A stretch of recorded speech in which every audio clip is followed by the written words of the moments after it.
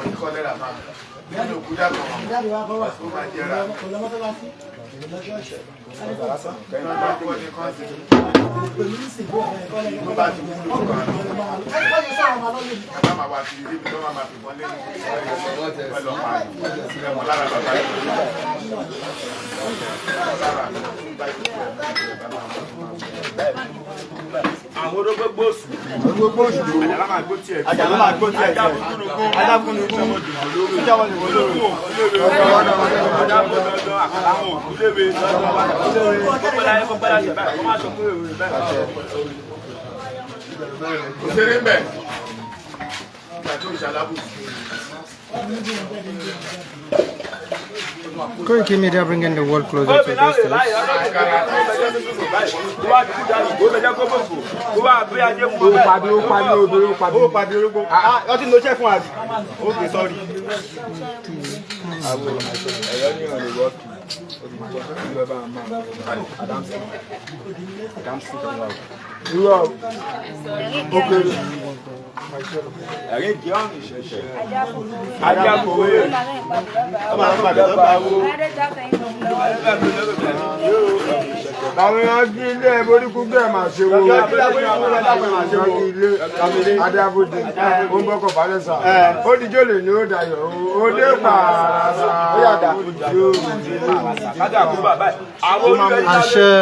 Ọ̀tún bàbá Morenikeji Isese gbogbo wa, God bless you. Koikimedia bringing the world closer to your doorsteps. Ẹ máa bá wa ká lọ. Ọdún Ifá ṣẹ̀ṣẹ̀ bẹ̀rẹ̀ ni wọ́n ń bọ ọ̀nà lọ́wọ́ wọn á tó bọ Ifá.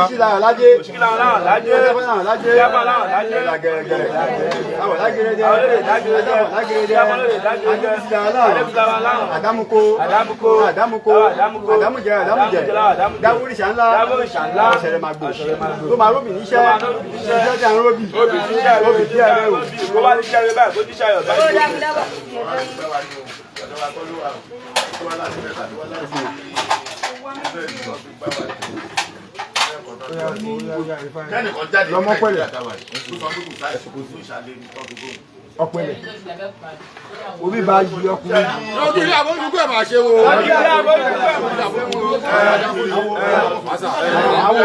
àṣàrà ojúlé ní ọ̀dàyọ̀